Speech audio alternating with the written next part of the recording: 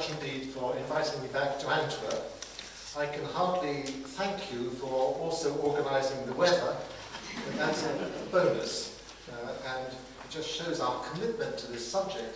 We are prepared to sit in this beautiful room while the sun shines outside. Thank you very much indeed, therefore, for coming as well to listen to what all of us are going to be saying in the next 2 days. Let me explain one little technology first. The title you see up on the screens, the Imitatio di Christi in print, is actually relating to the second part of what I'm going to be talking about. I want to talk, first of all, quite generally, and secondly, as a series of reminders to us, look at what happened to that international bestseller over the course of 200 years. Now, a conference that addresses the history of changes in the presentation of texts, whether in manuscript or in print, and that ranges from the Middle Ages to the 20th and indeed the 21st century, presents itself with several questions quite apart from the challenge of a very considerable range of periods and differing practices and assumptions that accompany changes in literacy. The use of the written and the printed word, and the technical knowledge that itself makes change possible.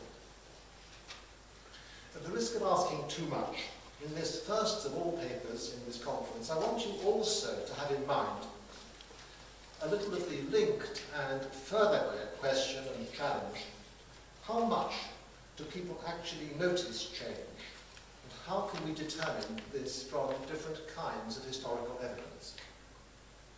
Now, I can't possibly go into all the different kinds of historical evidence, but I want you to think about those questions as I'm talking. Now, many changes are directly linked to the use of books. A primary example, of course, is the introduction of verse numbering in the Bible. This dates not from an obvious and ambitious folio edition, as one might at first guess, but from a small octavo edition of the Vulgate, published by Robert Estienne in 1555. It was taken up in Dutch language Bibles, in Emden in 1556, and in English language Bibles in the translation printed at Geneva by Conovadius in 1557. The effects of these changes, and we see them today, are of course to be seen in the organisation of the lectionary, the directions for the order in which the Bible was to be read as public services throughout the year. Now, the typographical presentation of the Bible and the successive alterations and experiments is a story of quite exceptional complexity that has exercised scribes, printers and designers for 2 millennia. It's not one that I intend to expand on today. Nonetheless, it holds a general truth. If there is a pattern to be found, one that we can perceive in many different kinds of literature, it may be summed up in the ways that texts are fragmented, so as to create the ways in which we locate portions of longer works in a rapid and visual way before we even begin to read the text itself. This can be seen in the ways that early medieval manuscript works were separated, and their words were separated up, and sentences were indicated by an increasing range of punctuation marks. The Bible is broken up into chapters and then into verses. These processes have a direct effect on meaning in that they direct our attention to reading in particular ways. We can observe the same process happening on computer screens, in the snapshots of information and text that get caught on each screen, in the truncated paragraphs of information or text that we see on most websites. And you think just for a moment even of the way that news is presented in this medium. There's also the well-known reluctance of most people reading the web to get tired after the 3rd page or so. A similar typographical revolution that led to a reading revolution is to be seen in the presentation of textual commentary on theological or classical texts, in the change from the dense, wrap-round commentary familiar in late medieval manuscripts or in early printed editions. where the change from the wraparound commentary to commentary at the foot of the page, and sometimes, of course, at the end of the volume, which makes some readers today mad at publishers who are too mean to spend money on designing pages. The history of the typography of the note, with its range of referential diacriticals, employing numerals, letters, and assorted signs such as asterisks, offers a particularly fruitful field for the study of how we read and how we arrange texts so as to distinguish their different authorial and supplemental components. Now, obviously, new kinds of text require new layouts. In the 12th century, for example, a group of scribes at Canterbury compiled a multi-text psalter consisting of 3 parallel Latin texts, the so-called Romanum text, the Gallicanum text, and the Hebraicum text, accompanied by the English, written very small, with the Romanum text, and the French, which was incidentally amongst the earliest witnesses we have of written Anglo-Norman, written in still very small characters again over the Hebraicum text. In print, we might think of the comprehensive polyglot, with its separate columns, but also the interlining in smaller characters of a separate text again, and then in the margins, the notes of the Hebrew roots. Well, as concepts of design and concepts and ideas are developed, whether in mensual music, exemplified in the work of Petrucci in the early 16th century in Venice, or in the work of 16th and 17th century surveyors as cartographers, or in the mathematical tables, the logarithms devised by John Napier at the start of the 17th century, or in the presentation of mathematical information by means of graphs, or in the invention of railway timetables in all their wonderful complexity that links chronological, linear, and two-dimensional topography to information about particular on-board facilities such as food, or the presentation of statistical information by means of pictograms. We see typography meeting and further enabling the needs of social and intellectual change. These in their turn will absorb the possibilities of the more ordinary page. You may note, for example, the changing ways in which direct speech has been presented in manuscript and in print, the invention and use of double and single quotation marks, their employment either in the margins or to mark out passages within the lines, the use of other means to indicate speech, such as dashes, the deployment of paragraphs, including paragraph indentation, or even italics, to present a conversation. We can look at the use of italics for emphasis and the ceaseless struggle of presenting the spoken word on the written or the printed page or on the screen. The conventions for these are by no means universal, and we can frequently see the ways in which here the personal conversation and personal conventions of handwriting are translated into the conventions and formalities of printed characters and printed arrangements.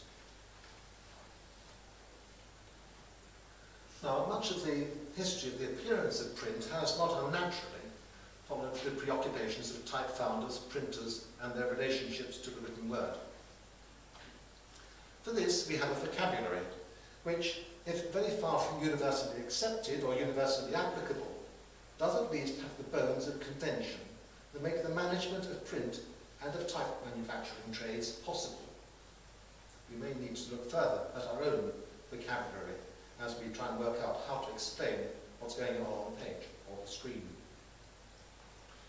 The work of Liefdink in the early 1950s and Albert Delaunay much more recently has demonstrated some of the difficulties and frustrations in trying to describe, distinguish and pigeonhole different late medieval Gothic hands, for example. A few weeks ago, Delaunay published in Querendo an exploration of some of the cognate problems in distinguishing and describing humanistic scripts. It might be thought that the history of type would be more easily agreed, but the complexities of Gothic to Gothica Rotunda, Humanistica, and other hybrids, Italian translations, traditions merging into Roman faces in the 15th century. In Italy, Germany very differently, and the debates as to what exactly represents the first Roman type are just some of the topics that colour the discussion of typefaces in the standard works on the subject.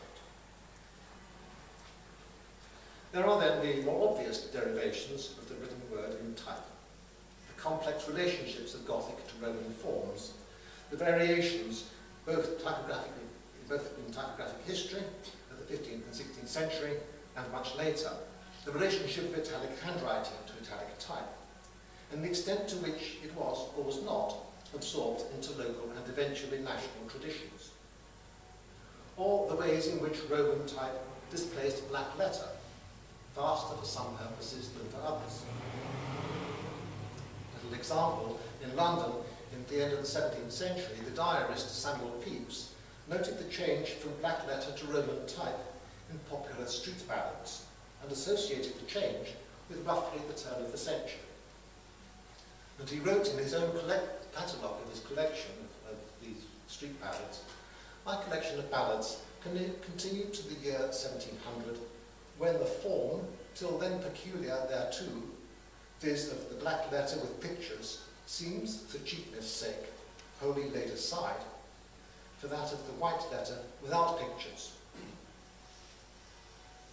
Now the change, of course, was much more complex than Pepys suggested, but he was reacting to the most obvious change of all in English typography in the 17th century, as Roman type was increasingly adopted across the range of printing, and black letter was mostly restricted to roles in legal and liturgical printing, and for emphasis, perhaps especially on title pages.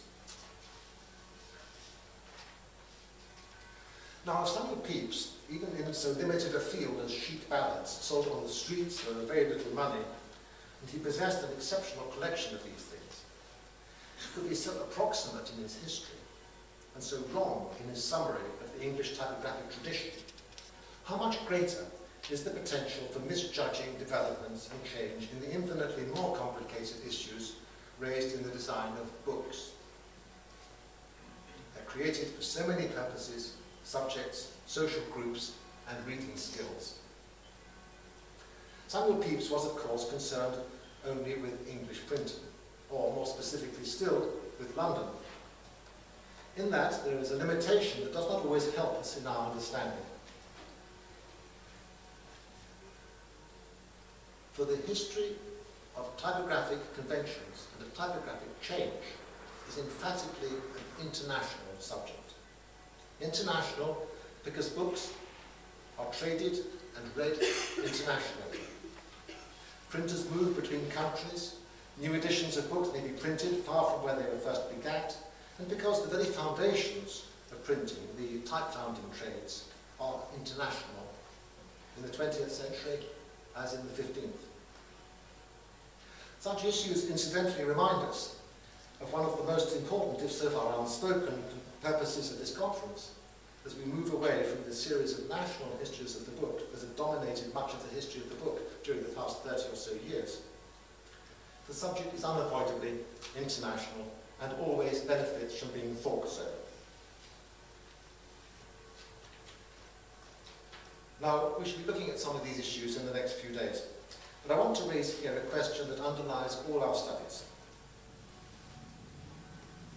Apart from what, as historians of persuasions and specialities, we now seek to analyse, how can we discover and how can we measure what is, or was, actually noticed by readers? The questions are perhaps more easily answered for writers than for readers, since they have to make a choice in the way that they present their work and the way in which they collaborate with their printers. This may involve discussions, not just with printers, but also with typographers and eventually with publishers. And they will almost always involve compromises.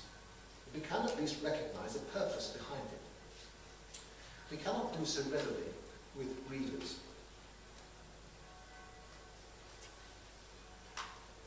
Now, for a start, I suggest that an international agenda can actually help us to understand the more local issues as we gradually focus from the general to the particular, and at the same time use the particularities of individual opportunities, choices and experiences to see where there may be larger patterns and issues. And I want to take for this one of the greatest of all international bestsellers, and to reflect a little on some of the questions that makes it possible to answer. I want therefore to spend a little time on a kind of evidence that may help us to measure change, where it can be seen as an international phenomenon. And in order to do so, I've turned to one of the greatest bestsellers of all time, a short text, the big advantage of being a short text, that has found audiences amongst all shades of Christian opinion since the 15th century. My approach is slightly different from the approaches adopted, for example, by the authors of that great collection of essays edited in 2004 by Annie Charon, La mise en page du livre religieux, which was published by the École des Chartes and which concentrated in the half-dozen articles there on different groups of books. I want to concentrate instead on just one text and successive editions of it. Now, back in May, some of you may have heard Jan Sorte talk about the Imitatio Christi. And I'm very grateful to Jan for the conversations and the emails I had with him, which seems to suggest that what I'm saying today may help to complement what he was saying then. The Imitatio Christi is never out of print. It's been printed for all kinds of readers, in all kinds of formats, and in goodness knows how many languages. The fullest bibliography by Augustin de Bacca, which was published in Liège in 1864, is now, of course, very old, and it's seriously misleading in many respects. It listed, though, something over 2,900 different editions and translations. Now, some of these were only by report, and unreliable report at that. De Bacca suggested that his number was actually an overestimate. But on the other hand, further editions published by 1864 have been discovered and recorded since. And of course, to these must be added all the hundreds that have been published since the mid-19th century. Now, the necessary starting point is the manuscript. Written by Thomas Kempis, a German from Kempen in the Lower Rhine, who, after training at Deventer with the recently established Brothers of the Common Life, spent most of his life at the monastery of Mount St. Agnes in Lindesheim near Zwolle, taking an active part in the brothers' commitment to the preparation and circulation of manuscripts. He died in 1471, and an autographed manuscript of the Imitatio dated 1451 survives in Brussels, and this is a not very good shot of the facsimile made in the 19th century of that manuscript. The manuscript was written in Monte Santa Agnetis Propes Volis. It was studied and edited by Delesse in 1956. Now, the manuscript is very small. It's one thing that these screens cannot help us with. Some of the books will be ridiculously bloated on the screen, and some of them will be miniaturized in ways which you'll have to try and imagine. This manuscript is about 13 by 7 centimeters, and the handwriting is correspondingly tiny. The foliation now on it, which is not on this screen, was added in the late 16th or early 17th century, perhaps Delesse suggests by the owner or one of the text editors, such as the Jesuit Elibert Rossweiler, whose edition first appeared at Antwerp in 1617. A facsimile was published in 1879, and of this Delesse is rightly critical. For our purposes, it's of only limited use, partly because it gives no idea of the context of the text of the Imitatio, which is one of several texts in this volume. It omits Thomas's general list of contents, and it omits the various autographed marginalia. So much for a facsimile. Well, I can't be concerned in the short time available today with everything that occurs to us as we look at this manuscript, because I'm going to be concentrating on the printed traditions. But just bear in mind that it was only much later that people began to appreciate Thomas's distinctive punctuation and the rhythmical nature of his prose, which was only properly recovered in the 19th century. But I'd ask you to remember its small format, in common with many of the manuscripts that were copied out of this text during the rest of the 15th century. It's a help to remember this when we turn to the printed editions, not only to the manuscripts attributable to the Brothers of the Common Life, but also those from further afield, especially in Germany. They tend to be quite small. The text enjoyed a popular circulation during Thomas's own lifetime, and there were many variants, reflected partly in the printed editions. As for the authorship, although there was a long tradition that attributed the work to John Gerson in Paris, the manuscript from around Augsburg the manuscript tradition from around Augsburg all clearly attribute the work to Thomas. Now, for a study of the changes in typographical tastes, the Imitatio offers an unusual opportunity. If we set aside the punctuation, to which I prefer, but I shall mention it occasionally, it is in its original form a straightforward text, divided into 4 books, and each book divided into numbered chapters, which are given titles: De Doctrina Veritatis, De Meditatione Mortis, and so forth. But we will still take some notice of the punctuation. The first edition of this book was printed after Thomas's death at Augsburg by Günther Seiner in 1473. Unlike those manuscripts for popular circulation and convenient for meditation, it was a small folio. It was printed and published as a part of a collection of 10 tracts that survive in various groupings, all in the same typeface. And this is the printed list of contents that is pasted to the front of a few copies of this collection printed by Seiner. And you can see there the range of authors he's got: Augustine, Thomas Aquinas, and so forth. That is the context in which the Imitatio was first printed.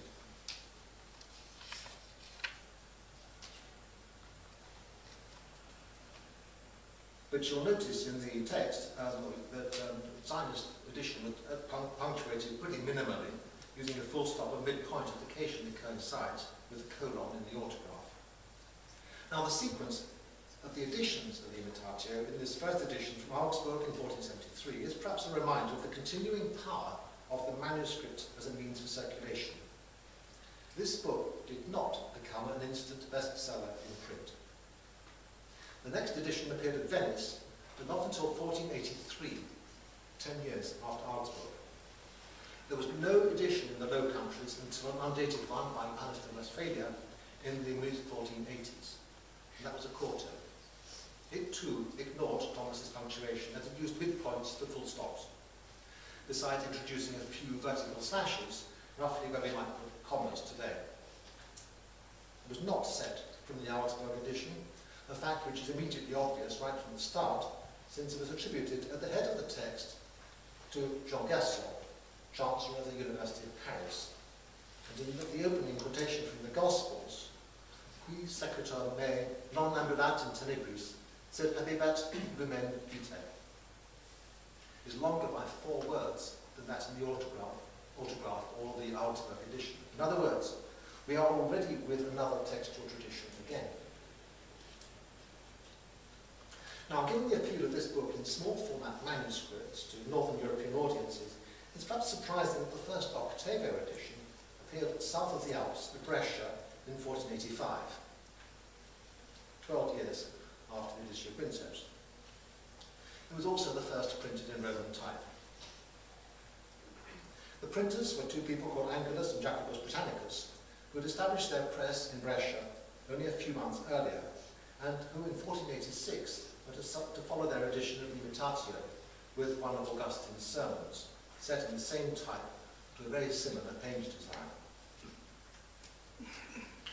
For the Imitatio, here attributed, as you'll see at the top, to St. Bernard, the printers set the list of chapters at the start of each book, and they added a preface commending the book to the faithful reader.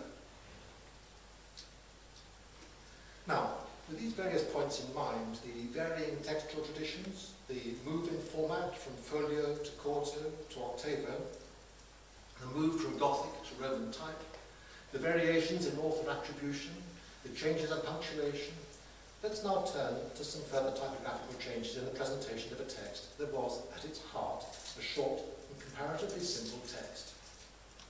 Such a book ought to suggest some of the broader changes in typographical conventions over the years. So I want to have a look at a dozen or so headings we might think about. First of all, the choice of the number of columns. The first edition, the folio, you'll remember, was in one column. Those printed at Venice in 1485 and in 1486 were in two. The Augsburg edition of 1488, the back there, was also in two columns. Then let's look at the running heads and changes in their use. The earliest editions have no running heads, nor does the early octavo edition printed at Brescia.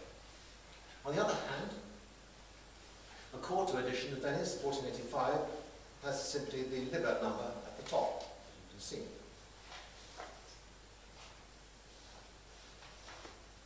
Then let's look at the introduction and the exploitation of the range of text as distinct from display typefaces, black letter, Roman and italic, with which we are now familiar.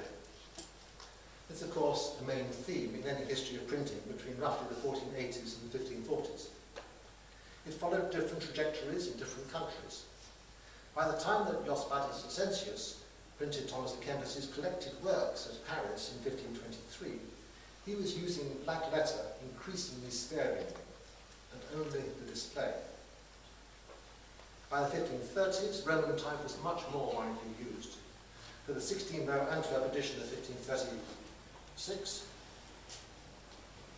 so about the size of that, this really is a very, very small book.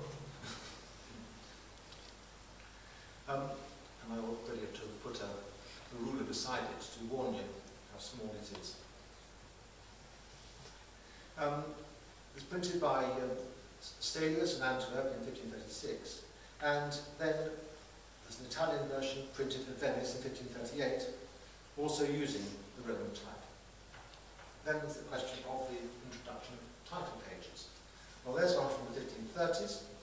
We can actually go back further and have a look at the beginning of the edition printed in Toulouse in 1488, a very different kind of book, and something approaching a title page actually precedes this very, very imperfect copy which I had to use to make the slide.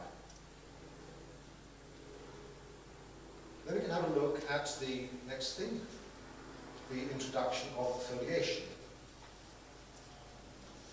As in Nuremberg in 1494, of page numbers, in the 16-row edition printed by Stelzius in Antwerp in 1556. The title page, and there's an opening from that Antwerp edition. Tiny format, Stelzius produced two editions, 20 lines to a page, type marginally smaller in the later edition, but the new edition actually differs quite a lot from the previous one. The work is now attributed firmly in Antwerp to Thomas à Kempis rather than to Gerson, and apart from the innovative page numbering, it included an index and a list of chapter heads. The chapter heads and the numbers were centered on the page, as you can see, which they'd not been in 1536. So it's another one of that, the same book. This is another edition I'll come to in a moment, where the heads have been inserted with an opening paragraph and with the chapter numbers set against the right-hand margins. Changes in methods of adding signatures to sheets, something I don't want to go into today because that would have taken us still further into time. The use of different sizes and weights of type as a means of emphasis. The progressive abandonment of abbreviations, which in the manuscript squashed into the tiny book have been extremely pronounced. Or we can look at the introduction of decorative initials in place of small printed guide letters that characterize the early editions. The use of historiated editions or of merely decorative ones. Or these cast letters which are used in the Giunta edition published at Florence in 1509, which is the book that you can see up on the screen. Now these are just the beginning of a long list of heads under which we might begin to analyse books typographically. But we can go on. There's obviously the question of the typographical relationship between editions. I've already spoken of the two 16-row Antwerp editions. Another instructive pair for comparison is the two Junta editions published at Florence in 1509 and 1514. Because they're very similar, both in the same octavo format, both printed on the same size sheet of paper. But in the latter, page numbers have been added. There's our title page. And then we get some numbers coming up. Running heads have been added as well. And we're also looking at a new, more compact typeface, which results, very importantly, in the saving of a whole sheet of paper, a direct relationship between the cost of printing a book in terms of the materials needed and the materials you use to print with. In other words, an edition has been printed and produced more economically, but one that is better articulated, I believe, for the reader. Then we can move on to questions of illustration. They are, of course, a key part of devotion, manifest in innumerable prayer books, either painted or printed on sheets of paper and then pasted in, or printed images printed in. And there's the very rough manuscript picture of Dead Christ from Paris in 1515. I'm sorry about the hole in the middle of that page. It's been caused by a binder. We made a very badly botched wallet binding for this book, and the metalwork sticks through the paper. Now, the Imitatio, very interestingly, was lightly illustrated for many years. It is not a book which historically has attracted a lot of illustrators until quite late in the traditions. It's noticeable, for example, in the copy of the Amabach edition of 1489, which was bound up in at least one copy with a book by Bartolus called the Horologium Devotionis Circa Vitam Christi, printed by Amabach in the same year, 1489, where the Bartolus has coloured woodcuts, but the Imitatio has no pictures at all. That's the Bartolus. When the illustrations were introduced, they were at the very simplest. Crucifixion scene, Paris, 1498, or small image of Christ, Venice, 1500. But rather oddly sometimes, we get this sort of thing. Now, this is the best I could do with this screen, but the decorative initial there actually shows two huntsmen with a dog, which was used by this printer as the opening for the book which was designed as meditation in preparation for taking Mass. You might think, I suppose, further back to the traditions of books of hours, with all those secular pictures in there, which some people say were designed to lessen the boredom of reading prayer books. As I believe here, the printer is simply making the use best of what he got. The octavo edition, printed in Cologne, in 1501, has just a woodcut of the Christ child between the Virgin Mary and St. Elizabeth. The Venice edition of 1538 broke with this tradition and instead uses a woodcut of Christ calling a disciple with the words, Sequere me, follow me. Again, I suspect the printer making the best of what he had. Now, I've not talked about the use of type in hierarchical ways. This develops, of course, from long experiments in the manuscript traditions. In print, it obviously depends on the range of type sizes and styles available to the printer. Here it's worth considering what kinds of printers printed a particular text, and considering why, if they possessed a considerable range, they chose a particular one. Most of these who printed the Imitatio, at least in the first years, possessed comparatively little in this respect. This octavo Cologne edition uses a large format black letter with an illustration of the Christ child with his mother Elizabeth. That's that previous one we were looking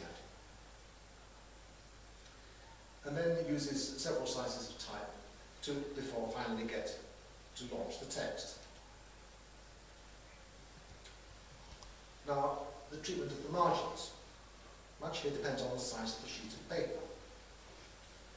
Incidentally, there you may be amused just to have a look at the different forms of C in the line 3. Imitatio Christi, and then the big C for Capitulum Primum. Then we've got the treatments at the margins. Much depends, of course, on the size of the paper. The type area chosen to be taken up on each page and the size of the type. The Octavo edition printed by Sina in 1487 was in a larger type than the Octavos printed in Brescia and Venice in the previous 2 years. And it also has a wider margin. Where it's available, early owners have occasionally written in their own references to the passages of the Bible that are referred to. And this is long before this idea was taken up by printers. I want to return to this question of marginal references in a few moments. Now, rather oddly, we've been looking at the last few minutes at a series of editions printed across the European continent. We have not been looking at England. With the first English translation, though, in 1503, we go into a completely different world, typographically as well as geographically. The first edition was printed at London by Richard Pinson, and it is an octavo. And as the colophon explains, it was translated at the special request and the commandment of the full excellent Princess Margaret, mother of our sovereign Lord King Henry VII and Countess of Richmond and Derby. Now, Lady Margaret Beaufort is a figure very well known in Cambridge because she was not only famously devout, she was also responsible for founding 2 Cambridge colleges. And above the colophon was a woodcut of the Virgin Mary holding the body of Christ. But the woodcut at the opening of this translation left no room for doubt. This was both a political and religious book. It repeated the sacred monogram, IHS, several times. It also included the Tudor rose several times, and the portcullis several times, 2 of the portcullises having the English crown above. What's going on? This is the first time politics has entered this book. The Imitatio was first and most importantly a devotional text, to be read, for example, in preparation for receiving Mass. The multitude of small format editions, some of them tiny, are eloquent testimony to this purpose, and it's this which makes it fit well with other devotional texts, whether in the Low Countries, France, or Italy. But it had begun life as a text associated with other theological texts. Just to remind ourselves, we can go back to that Augsburg list of other books bound up with the first edition of the Imitatio. Now, if we leave aside the various collections of the works of Thomas à Kempis, which were by no means universal, including the Imitatio among them, we don't find very many folio editions.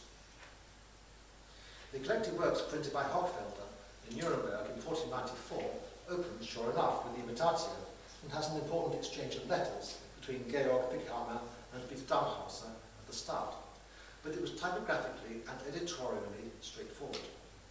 So, for all its French Renaissance modernity, was the folio edition of the collected works printed by Brothers Essentius in 1524, an edition that followed the 1494 edition in its content. The same tendencies can be seen in this further Paris edition, printed by Durand in 1549, as opens again with the Imitatio, firmly attributing the work to Thomas à Kempis. And there's a much more modern page design. Now this is the 1540s. By the English translation of 1580, the work of Thomas Rogers, and printed at London by Henry Denham, is popular devotional work, so much in demand by people of all kinds of wealth, religious persuasions and backgrounds, and printed at virtually every available format, had taken on a significance that varied as its audiences changed, overlapped, disagreed, accepted, received, sometimes much altered versions of the text, and were presented with a book of varying length, where the text became a field for experiment amongst multiple religious and textual authorities. The translation printed at London was a disarmingly small book, a duodecimo. It was, in the words of Rogers, now newly corrected, translated, and with most ample texts and sentences of Holy Scripture illustrated. It was a modern attempt to produce an elaborate and specifically Protestant version of a text that had, by general consent, much in it that was spiritually and morally good, but that could hardly be taken wholesale into the Protestant tradition. As Rogers put it in the introduction, I have rather followed the sense of the author than his very words. I've left out nothing but what might be offensive to the godly. And that, of course, meant the Protestants. Rogers did, in fact, rather more than this. He restored some passages that had been lost. He changed one of the chapter divisions. And slightly apologetically, he remarked that if he had not followed the example of Erasmus in editing a text, noting the textual alterations, then he explained that his work had been for the simpler sort. First of all, he omitted the fourth book altogether. That was printed separately a couple of years later. He worked with his printer to present not only a better than usually produced version of the book, but also to present it as a scholarly text. The references in the introduction to Aristotle, Plato, Demosthenes and others were hints at how he came to his task. Most importantly, he was the pioneer in showing how the text related to the passages in the Bible. I showed you a few moments ago that copy with the manuscript editions. Now it's printed. As he said, besides, I've not only showed the chapter, but the very sentence also of every chapter where what is written may be found, a thing which I hear of none before me hath done. From this crowded title page with the title of the book and a woodcut cartouche at the head, through the unequivocal author statements, through Thomas Rogers' own name set in small capitals, the three quotations from the New Testament and from St. Mark highlighted in brackets, to the imprint and the royal privilege at the foot, here was a title page not only providing information, but also one with its uses of different typefaces, italic, Roman lower cases, and capitalization. For the whole of the most significant words, it was a carefully planned display.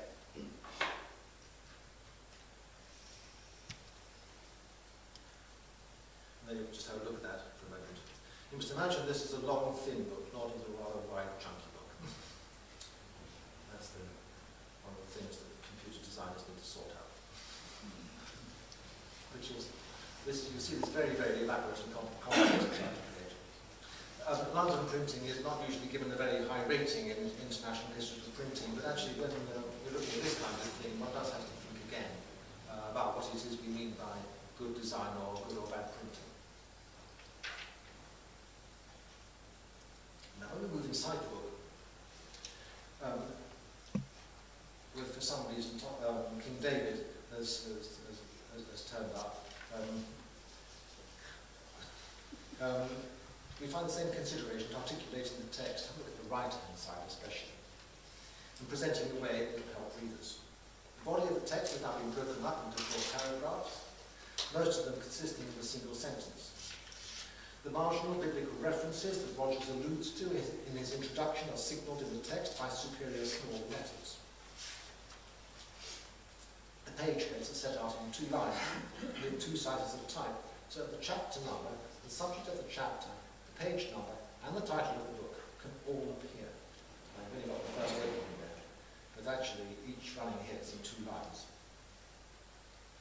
The format of the book, duodecimal, is not ideal, as can be seen immediately in the way that that superior reference letter in the 3rd line is lost in the middle of white space because it won't fit, or wasn't made to fit, it probably would just have fitted, after Christ in line 2.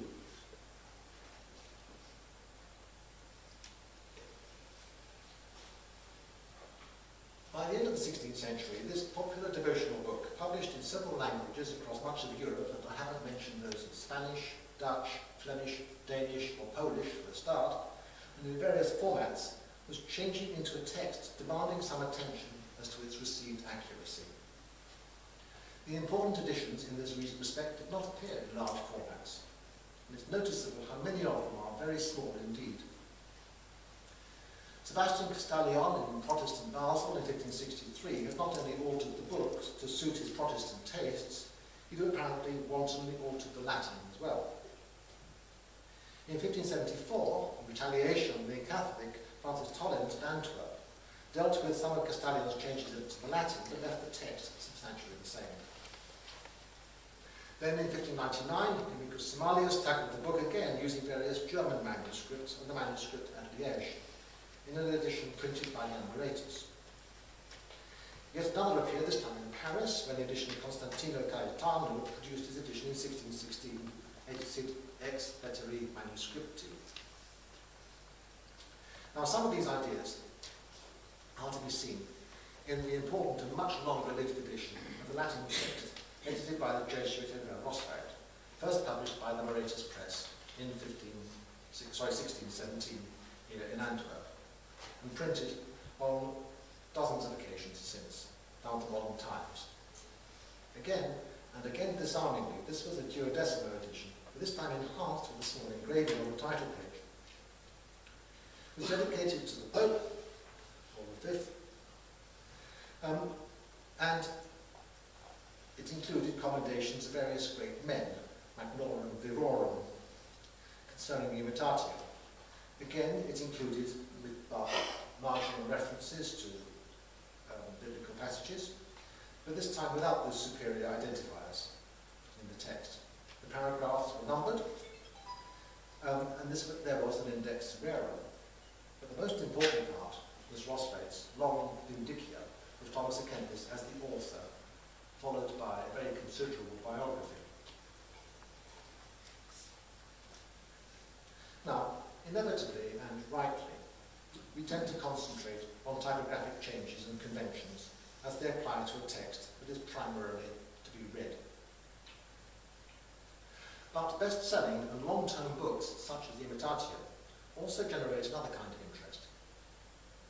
Perhaps especially in the case of books of devotion, where practical convenience and personal taste play so large a part, they can become as appealing for their physical presence as for their texts. Once this happens, they become liable to all kinds of experiment. I've concentrated the last few minutes on editions down to the early years of the 17th century. In other words, I've stopped short of the most famous edition of all, the large folio that marked the beginning of Richelieu's new Imprimerie Royale in 1640.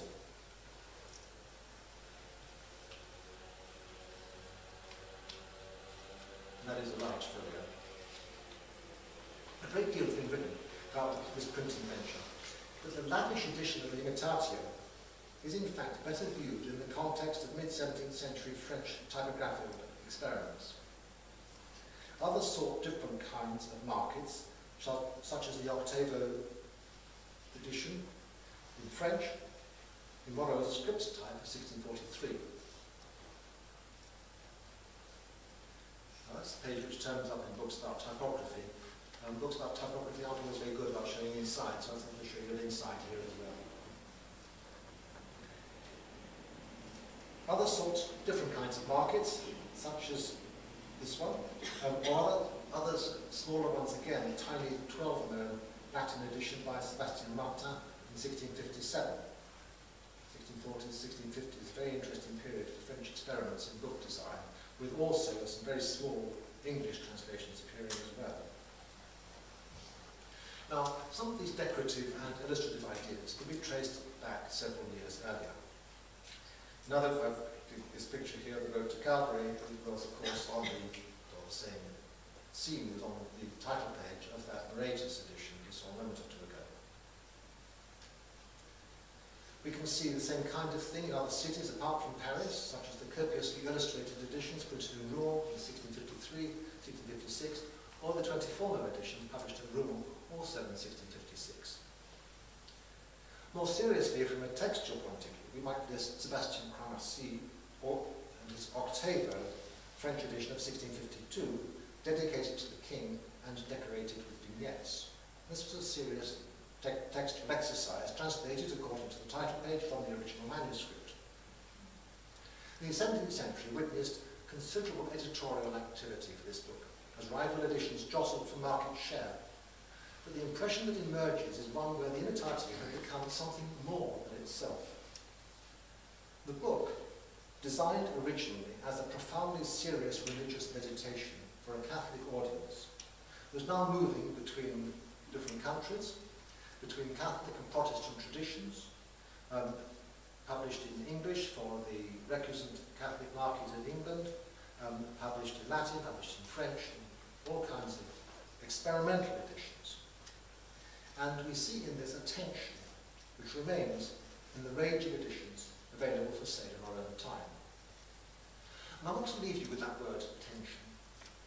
Tensions between author, manuscript, printer, bookseller, typographer, type founder, ecclesiastical or secular authorities in the management of texts, bookbinders, readers, and not necessarily the same, because not everyone reads what they possess, owners. Thank you very much indeed.